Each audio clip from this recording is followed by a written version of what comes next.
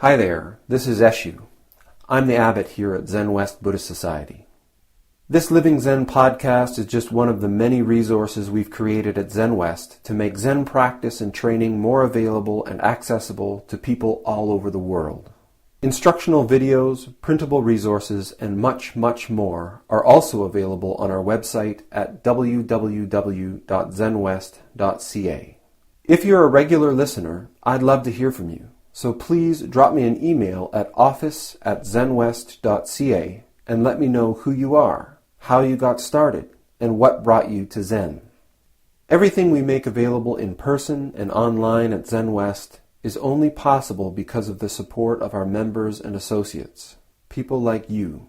If the efforts of our community are making a difference in your life, I'd like to invite you to show your support and take part in making it happen by becoming an associate or member of the Zenwest Sangha. You can do this by clicking the Join Us tab on our website at www.zenwest.ca. Thank you for your support, and thanks for listening.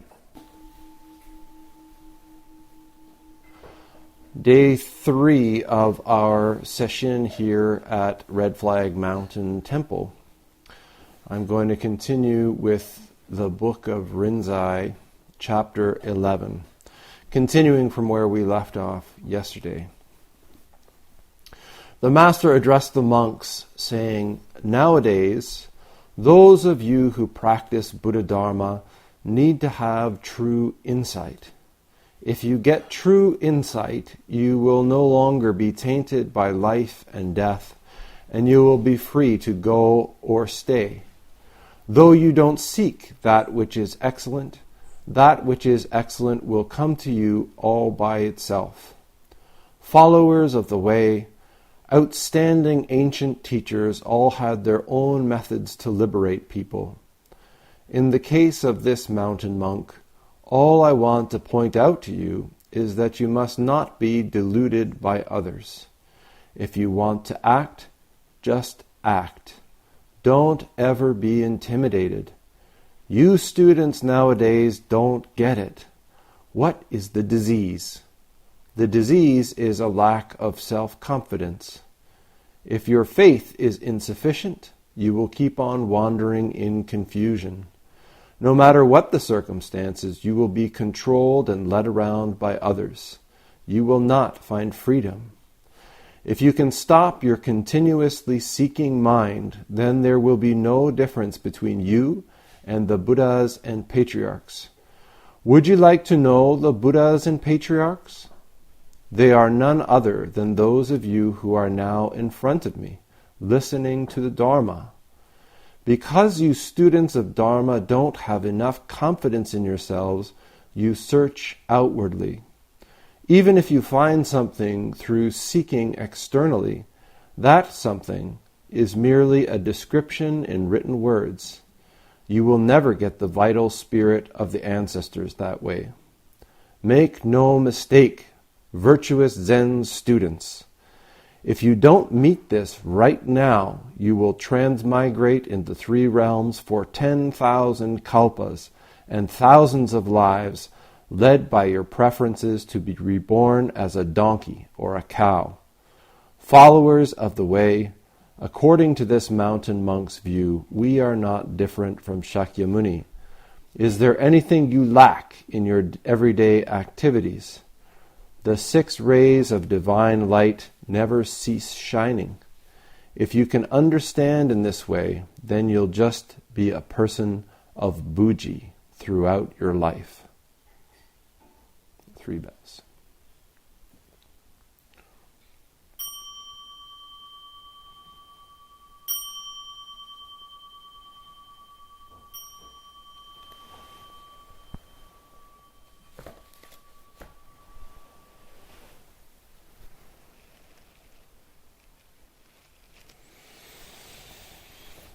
So this chapter continues from the one that we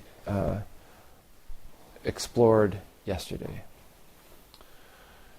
The Master moves on from this exposition of the 4 circumstances and gives I feel like it's a very clear exposition of his attitude or his perspective on practice.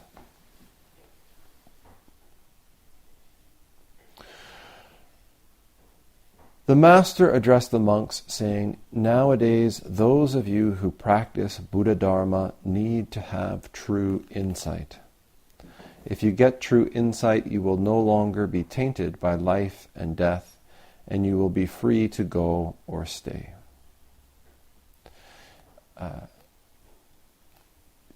In the Zen school, this insight is placed foremost in our practice and training. We can call it awakening, we can call it realization, we can call it seeing the nature, our nature. Sometimes it's called kensho or satori. Both are just Japanese words that mean awakening or realization or seeing through. Over and over when I speak about Buddha Dharma, I point out, or I try to point out to people, that each of us approaches this Buddha Dharma very much from a conceptual point of view, from a intellectual point of view, which is necessarily a subjective point of view, a one-sided point of view. Primarily, we're concerned with how Buddha Dharma and Buddhism can benefit me, can be of use or of value to me. We base this idea, we base this approach on a much deeper belief, something that we hold deep inside of us, something that we hold on to very mightily.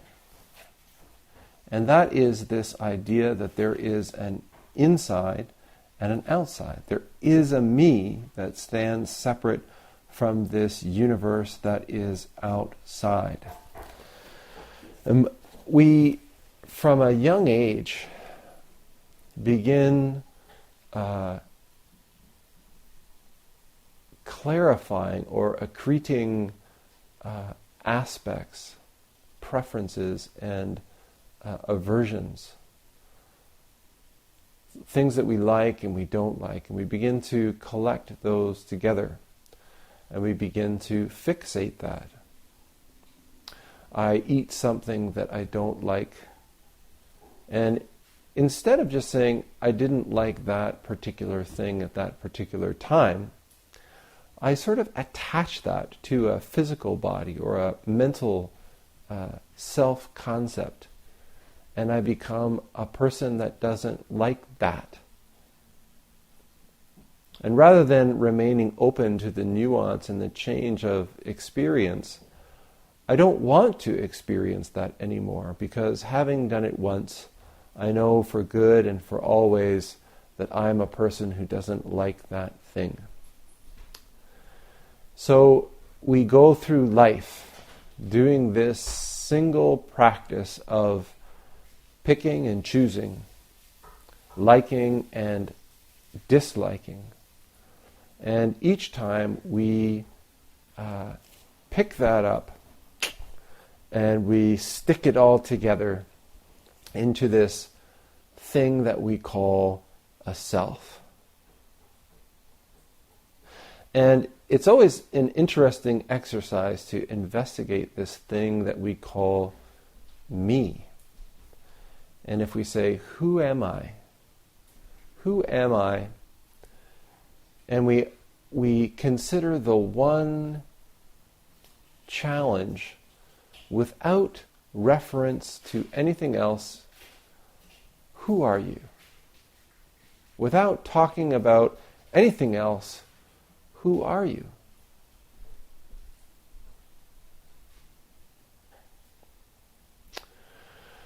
This idea of inside and outside and who I am and what I'm not is a habit. It's a habit that we start when we're very young. And it comes from a very, I think, healthy and natural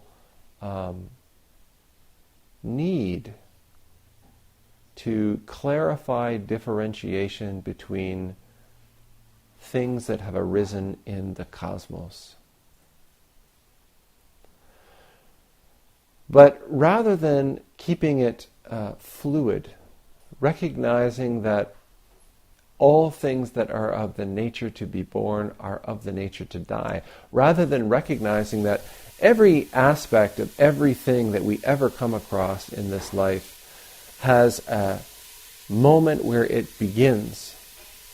It exists for a time, and when the causes and conditions that have given rise to that particular phenomenon exhaust themselves or are exhausted, that phenomena dissolves, dissipates, it dies, disappears. And it's the true. This is the pattern. This is the rhythm. This is the activity of everything. Everything.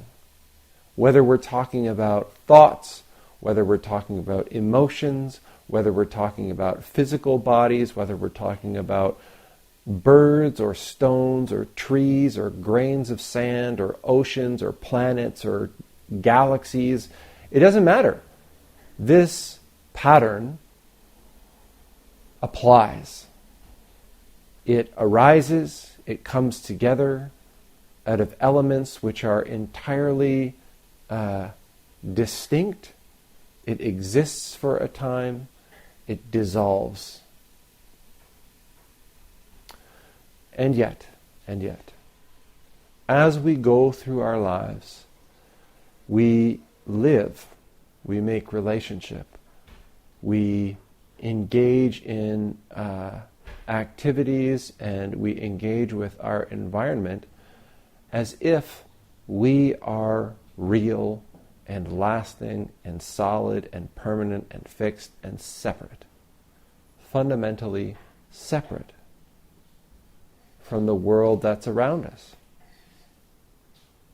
And even though in a few minutes we can use our great brains and investigate our experience and investigate this world, and we can actually see there isn't anything that's fixed or permanent or lasting, we still live our lives that way. We still make our decisions based on that idea, or based on that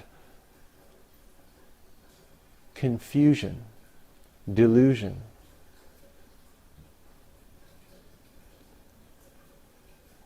So when we come to Buddhism, for most of us, Buddhism it's just another thing. It's just another thing that we are missing.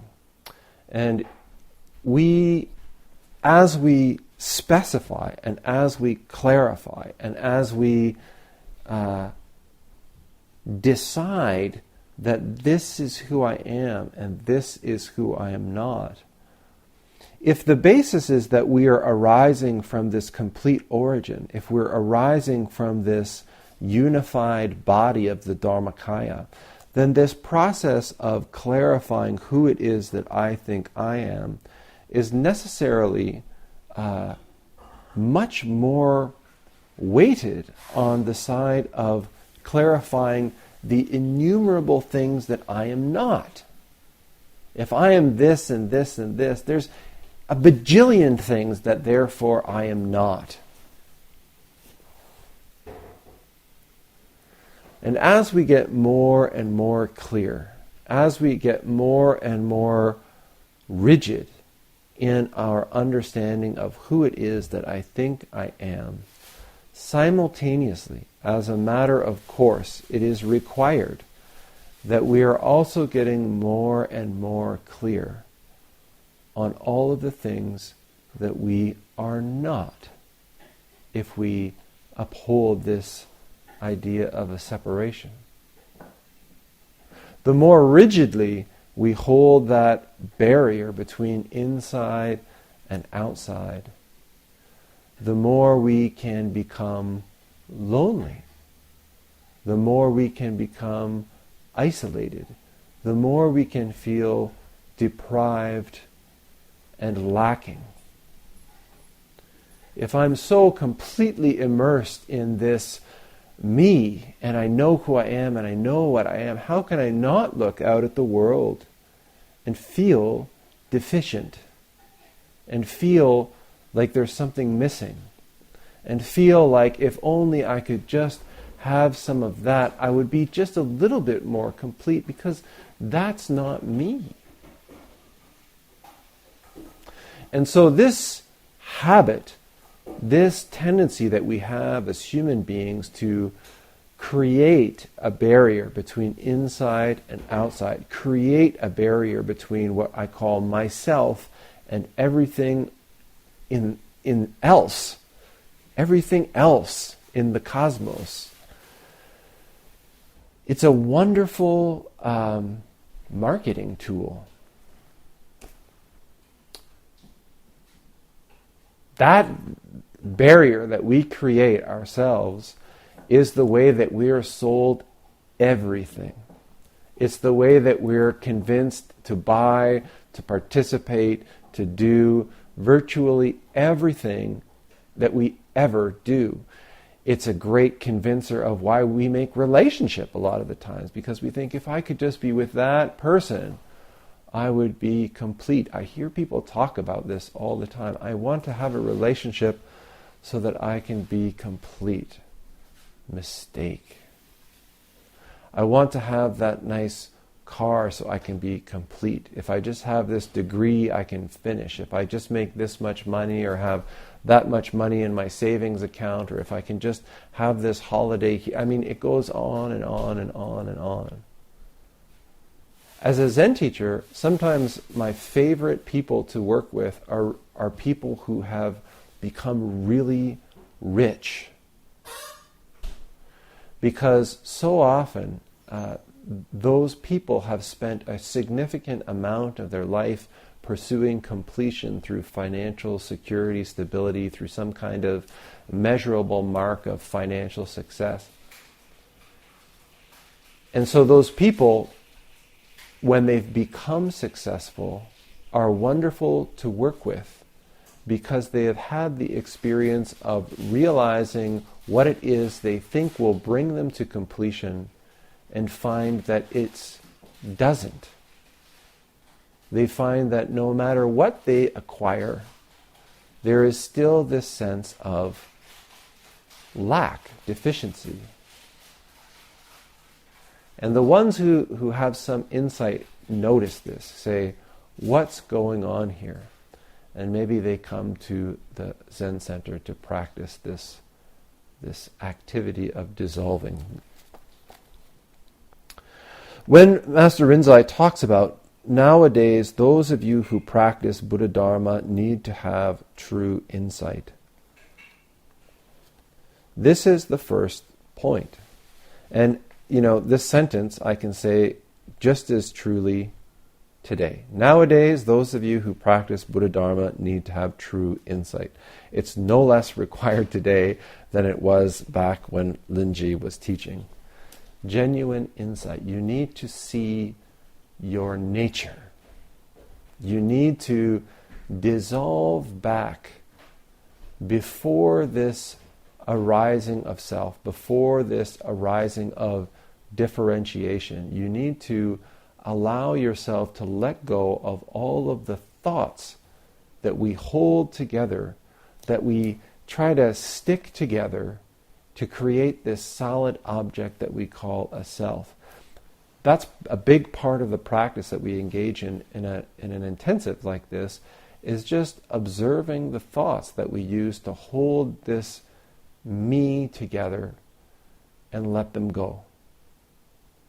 Without referring to any other thing, who are you?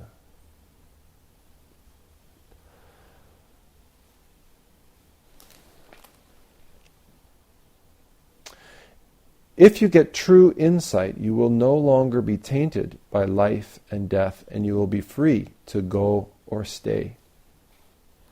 The idea of a self, the idea of the I, the idea of the me that stands separate, fixed, in contrast to every other thing in this cosmos, is one that we attach to with great vigor. And a huge amount of our time and energy is consumed in trying to preserve and enhance that thing that we call I. Even more of our energy is consumed in trying to prevent the diminishment and destruction of this thing that I call I. This thing that stands separate, this thing that is distinct, this thing that is me. From the perspective of the Buddha Dharma, we spend all of our energy and all of our time essentially trying to shore up this thing which exists only in our mind. Which, again, if we take just a few minutes and investigate, we can find that the whole thing is moving. Each aspect of it is in transformation. There is no I for us to point at. And yet here we are, spending all of our time and all of our energy choosing to do things because we think it will make I better, avoiding other things out of fear of the destruction of I, or the diminishment of I, or the embarrassment and humiliation of I.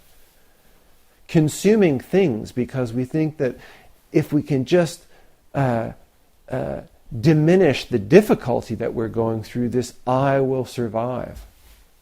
And how much of our lives do we spend just engaging in these activities to perpetuate, to fluff up, and to preserve this thing we call I? Well, for most of us, that's all of our life. What else is there? What Master Rinzai is pointing to is that when we live this way, when we fixate this idea of I so strongly, this is who I am, we think that we've got a life.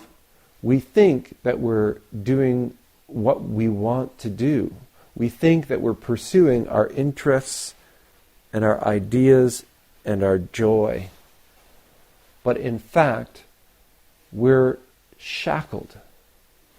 We're shackled to this creation, like Frankenstein's monster, this thing we've cobbled together out of bits and pieces and parts. And we have to spend all of our time and all of our energy keeping it together, trying to convince ourselves and convince the world that this is a real and lasting thing that is separate from everything else. Rinzai says this is bullshit. From square one, and further, that we know it. We know it for ourselves already. From the very beginning, we know it in our deepest hearts because we have arisen from this origin which is complete, which has as its content all things. How can we not know?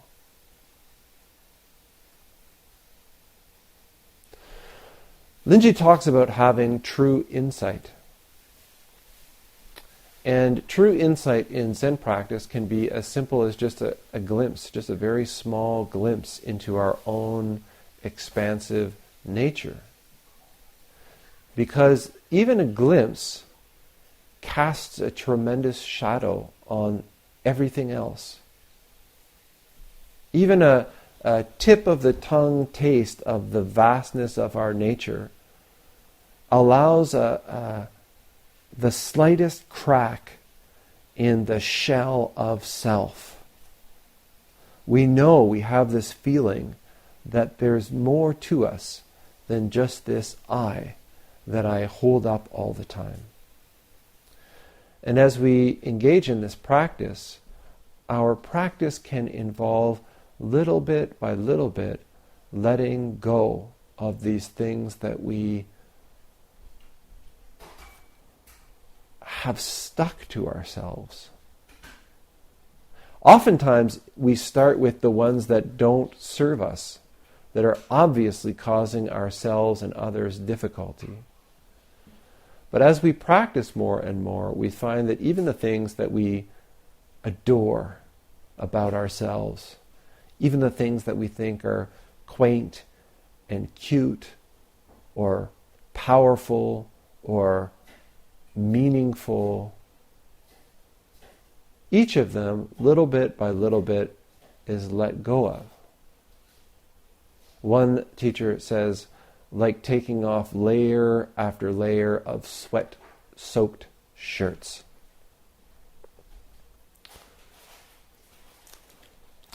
Once we develop, once we have this glimpse, once we begin to immerse ourselves in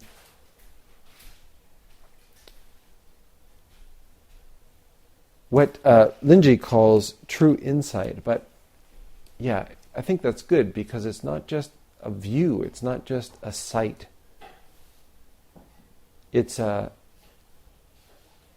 experience. It's an experienced being.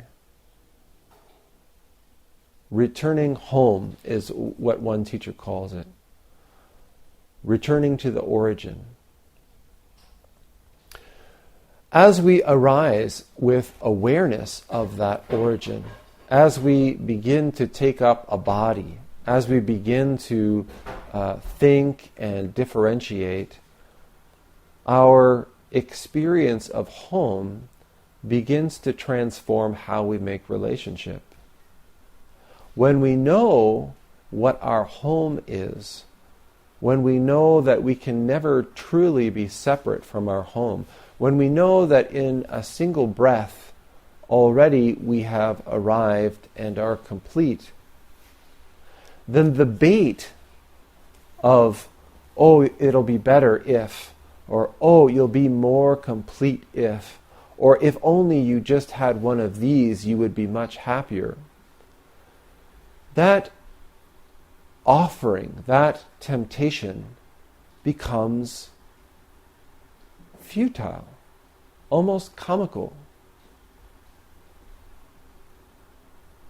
It's like telling a perfect sphere that if only it had a few more degrees, it would be better.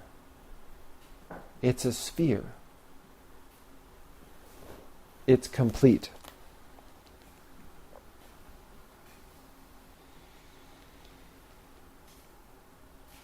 Though you don't seek that which is excellent will come to you all by itself.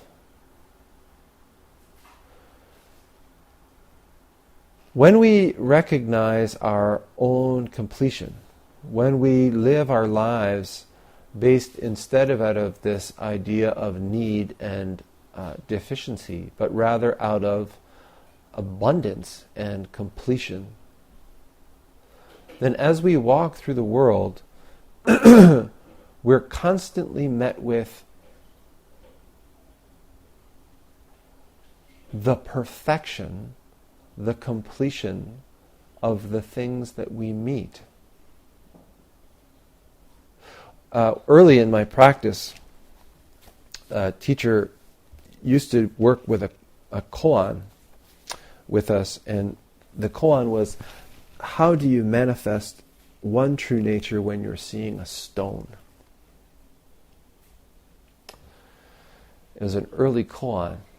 And when we're investigating this koan, we can just take, if you just take any rock, or you take any tree, I like a rock, it's so simple. We tend to, as people, as human beings, we tend to walk through the world and put everything into a hierarchy. You know, people are at the top, human beings are at the top. I'm personally at the top of the top. And, you know, the people that I like are just slightly below me. And then sort of like, you know, it goes down. Each of us has a different hierarchy. But way, way, way, way, way near the bottom are stones and dirt. But if we take a rock and you just sit it in front of you and you look at the rock, The rock never dithers.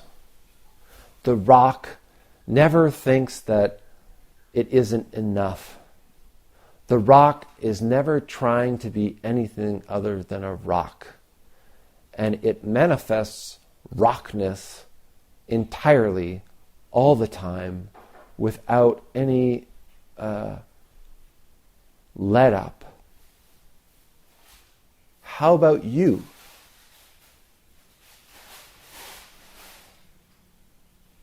So whenever I used to contemplate this koan, I was always humbled by a rock's ability to manifest the complete origin. When we're looking at it from the perspective of a separate self, it's very difficult to see that in a rock. It's very difficult to see that in a tree or in a river or in the full moon at night or in a sunset or, heaven forbid, in another person. When we're looking through the eyes of me, all we see is incomplete other.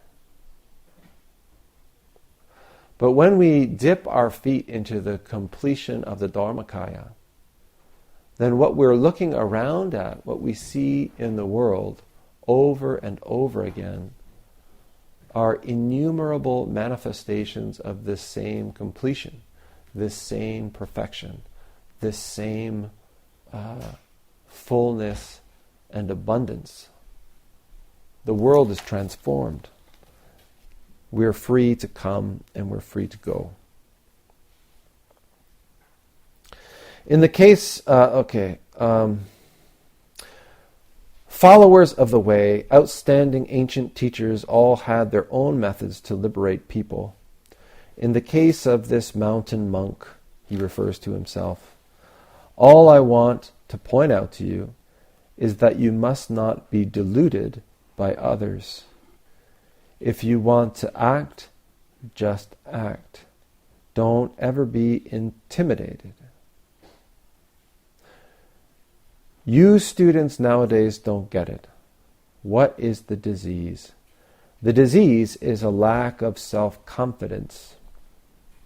This term, self-confidence, is one of the more challenging items to translate, and I've seen it translated a few different ways. One of them is, what you lack is faith in yourself. But even that's not. That one's dangerous. They're both dangerous in a lot of ways. What Rinzai is pointing to is not a lack of egoistic self-confidence, a confidence in the I am self. What he's pointing to is a lack of experience in the vastness of your own nature. Because we spend so much time interacting, relating to each other, moving through the world from the perspective of the I am self, it's very easy for others to push us around, to make us doubt, to encourage our sense of lack, of neediness, of weakness.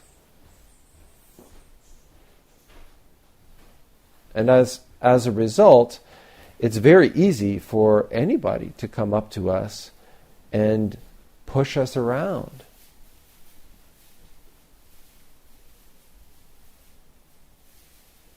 Because as long as we're standing on the ground, the solid ground, the ground we think is solid of the I am self, we're standing on a very shaky foundation.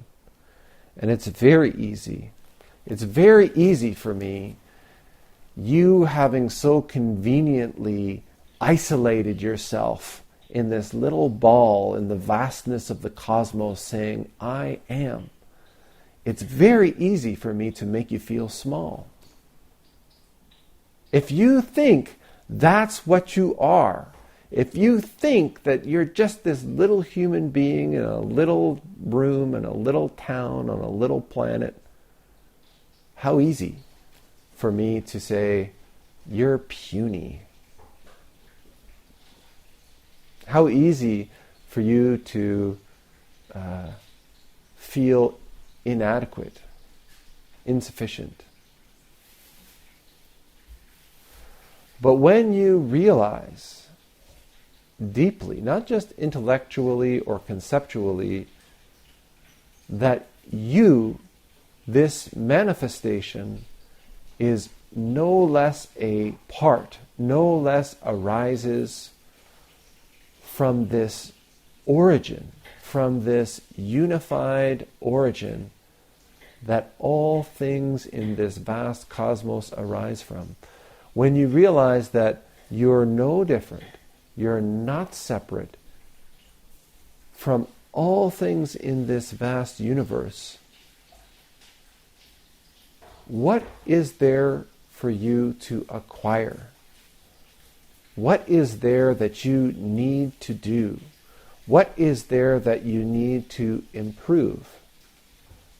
Already it's done. Already it is accomplished.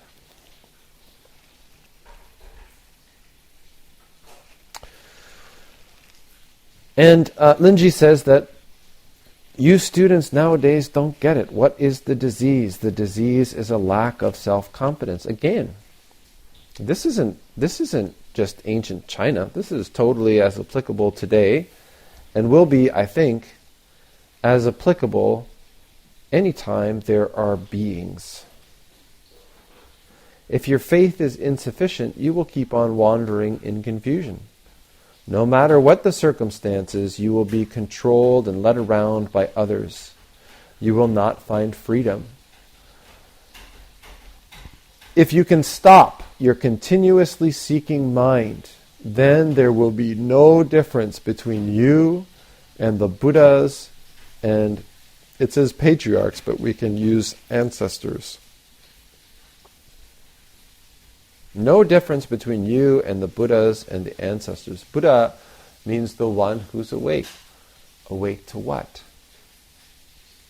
Awake to what? Nothing other than this fundamental view.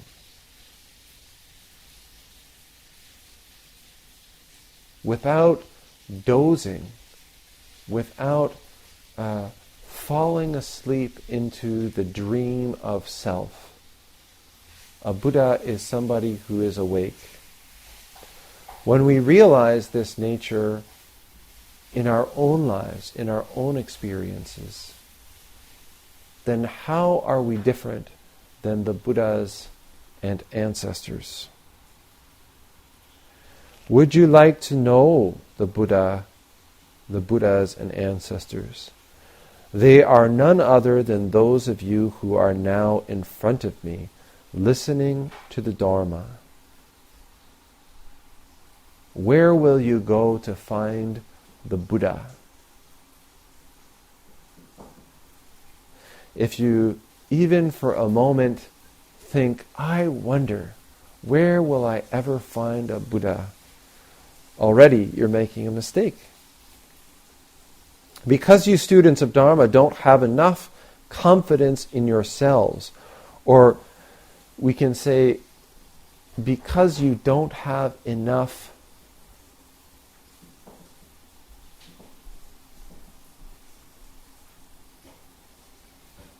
experience in your own capacity, you search outwardly. Always looking for the next thing. Even if you find something through seeking externally, that something is merely a description in written words. Even if you find something that's genuinely great, all it is another fixated self. All it is just a picture of a hamburger. Or all it is just a poster of a mountain. Where is the real hamburger? Where is the real mountain? These things aren't outside. You'll never get the vital spirit of the ancestors that way. This practice that we're engaged in is not a matter of acquisition. It's not about gaining knowledge. It's not about gaining names or robes or skills or any of those things. The practice is about realizing already who you are, already where you came from, already where your home is.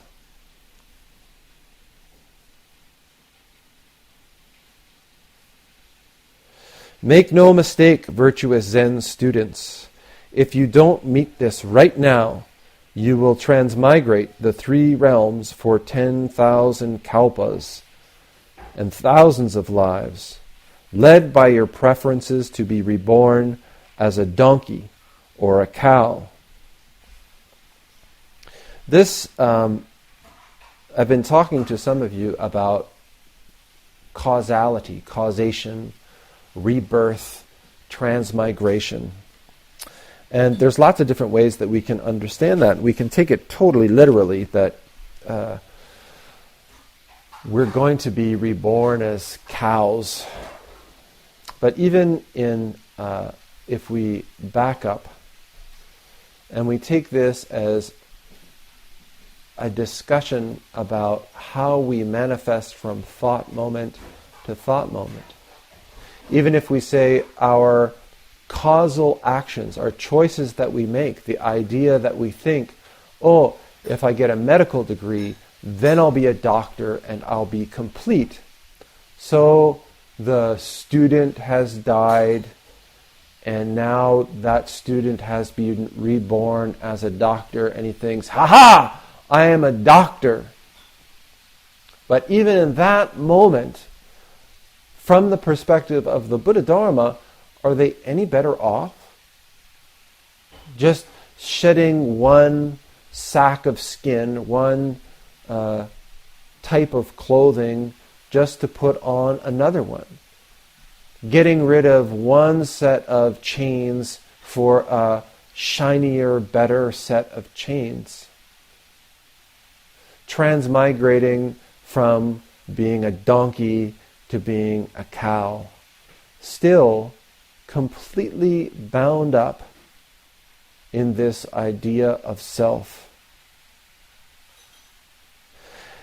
Make no mistake, virtuous Zen students, if you don't meet this right now, you will transmigrate the 3 realms. The 3 realms are the realms of suffering, so like hell realms, hungry ghost realm, animal realm. So a realm of anger, a realm of fear, and a realm of desire. Anger, fear, desire. Anger, fear, desire. This is how we live. Afraid of that, run away, I want that, chase after it. None of this stuff ever lasts. I can't be rid of the stuff that I don't like forever. The stuff that I just got doesn't last. Around and around and around and around we go. As long as we're stuck in this idea of a self that's separate, around and around we go, as Rinzai says, being born in the womb of a donkey or a cow. Followers of the way, according to this mountain monk's view, we are not different from Shakyamuni. Our nature is not different than that of the Buddha. Our nature is not different than that of Jesus or Muhammad or the Pope or, I don't know, Kim Kardashian or, you name it, a stone, a tree. Is there anything you lack in your everyday activities?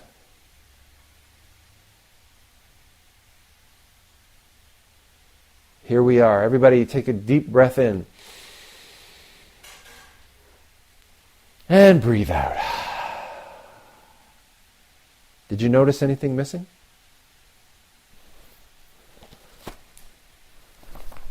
Well, it seems like everything's here. Otherwise, I think I would just pop out of existence if there was something missing.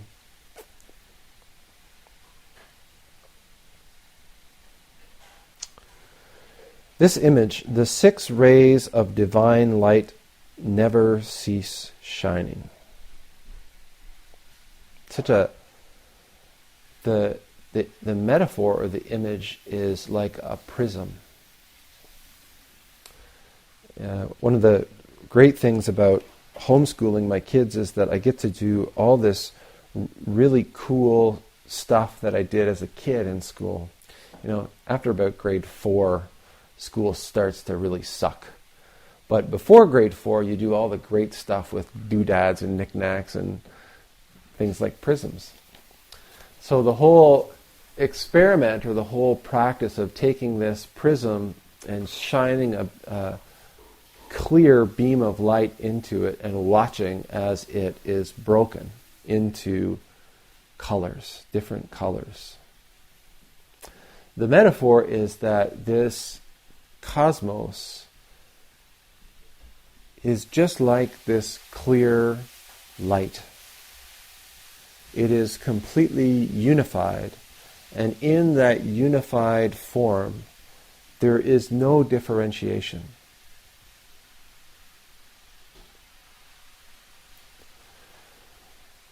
When it hits the prism, the light becomes differentiated. We can see red and blue and purple and green and orange. When the Dharmakaya manifests, it becomes differentiated. We can see trees and stones and birds and people and cars.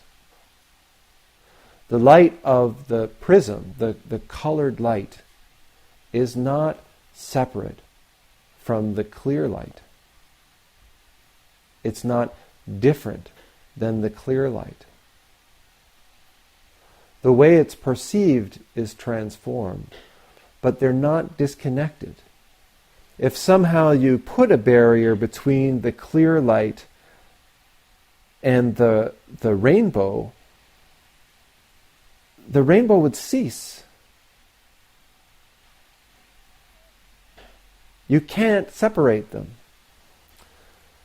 Likewise, all of the things in the universe can't be separated,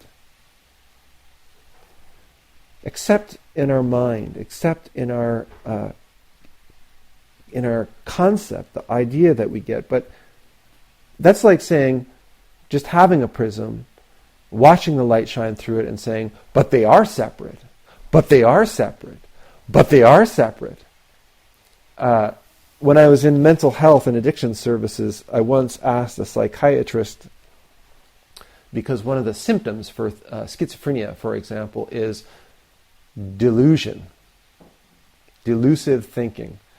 And so I said, oh, delusion, this is a word that comes up all the time in Buddhism. What is the psychiatric definition of a delusion? And he said, a delusion is a fixed, false belief in spite of evidence to the contrary. So, in spite of us being able to look around at our lives, to investigate our thoughts, to investigate our bodies, to investigate the phenomena in the world, and see arises, exists, dissolves, disappears. No aspect of it remains. No aspect of it is unchanging. No aspect of it can operate in isolation to everything it's in relationship with. We still believe that about ourselves. We still live our lives based on the idea that we're separate, that the things we do don't impact others, that we can gain without the expense of something else, that we can take from one place and that won't have any deficiency from that, we still believe it. And this is delusion, like the definition of delusion. Is there anything you lack in your everyday activities? The 6 rays of divine light never cease shining. If you can understand in this way, then you'll just be a person of buji throughout your life. Buji, I was talking about yesterday. Buji is a term that means having nothing to do. And the sense of it is, I guess the easiest way for me to say it is, you'll be a satisfied person. You'll know deep satisfaction. Even in the shittiest of shitty circumstances. It's not that you don't feel like, you should move or you should act or you should interact, but there is a deep sense of knowing that even in this shitty situation, there's nothing absent. There's nothing left out. There's nothing to be avoided. There's nothing to be chased after. This moment, just as it is complete.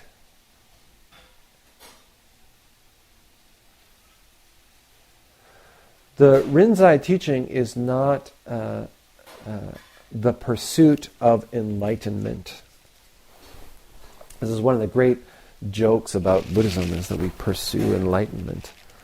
Enlightenment being this thing out there somewhere, and when I get it, I'll be complete. And I've always found this very funny, because it's like it's the same process as, like, if I get a Rolls Royce, I'll be a happy person, or if I get a doctor's degree, I'll be a happy person, or if I get enlightened, I'll be a happy person.